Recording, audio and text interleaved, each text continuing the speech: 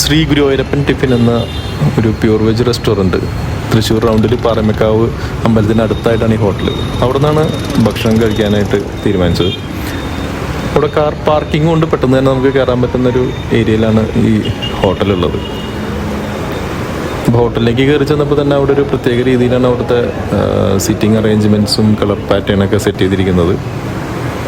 Kitchen ആണെങ്കിലും നമുക്ക് കാണാൻ പറ്റുന്ന രീതിയിലാണ് അവർ ഡിസൈൻ ചെയ്തിരിക്കുന്നത്. നല്ല തിരക്കായിരുന്നു, അത്യാവശ്യം തിരക്കുണ്ടായിരുന്നു രാവിലെ ടൈം ആയതുകൊണ്ട് തന്നെ. അപ്പം നമ്മൾ ഓർഡർ ചെയ്തിട്ട് വേണം ഇരിക്കാനായിട്ട്. അപ്പോൾ അതിൽ നമ്മൾ ഓർഡർ ചെയ്തത് പൊടി ഗീ തട്ട ഇഡ്ഡലി, ഒരു വെറൈറ്റി ആയിട്ടുള്ളൊരു ഡിഷ് ആയതുകൊണ്ടൊന്ന് ടേസ്റ്റ് ചെയ്ത് നോക്കാമെന്ന് വിചാരിച്ചു. അപ്പോൾ ഇഡ്ഡലിയുടെ കൂടെ നമുക്ക് കിട്ടിയത് സാധാരണ വെള്ള ചട്നി, ടൊമാറ്റോ ചട്നി, പിന്നെ സാമ്പാർ.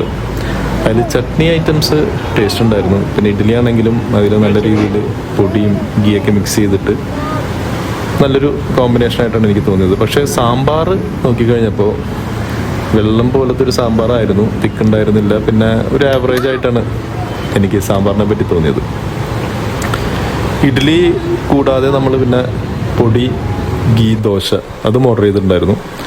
ഇപ്പോൾ ഇഡ്ഡലി ആണെങ്കിലും ദോശയാണെങ്കിലും അതിൻ്റെ പൊടിയാണെങ്കിലും പിന്നെ ഗീ ആണെങ്കിലും അത് മിക്സ് ചെയ്ത് കഴിക്കാനായിട്ട് നല്ല ടേസ്റ്റായിരുന്നു. അത് അവരുടെ ചമ്മന്തി, ഇപ്പോൾ വൈറ്റ് ചട്നി ആണെങ്കിലും ടൊമാറ്റോ ചട്നി ആണെങ്കിലും ടേസ്റ്റ് ഉണ്ടായിരുന്നു, ഞാൻ നേരത്തെ പറഞ്ഞ പോലെ. പക്ഷേ സാമ്പാർ ഒരു ആവറേജ് ആയിരുന്നു.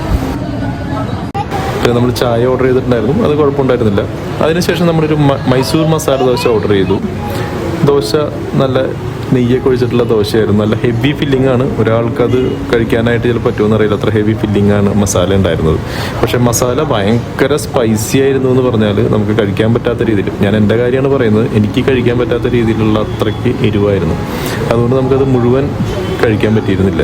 അപ്പോൾ അതിനുശേഷം നമ്മൾ പൈനാപ്പിൾ ജ്യൂസും പിന്നെ വാട്ടർമെലൺ ജ്യൂസുമാണ് ഓർഡർ ചെയ്തത്.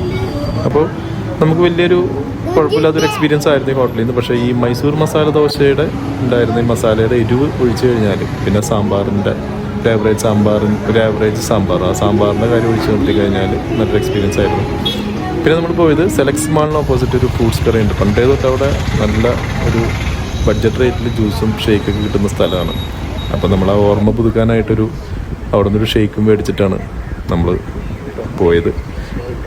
അപ്പോൾ അടുത്തൊരു വീഡിയോ ആയിട്ട് ഉടൻ തന്നെ കാണാം. Thank you.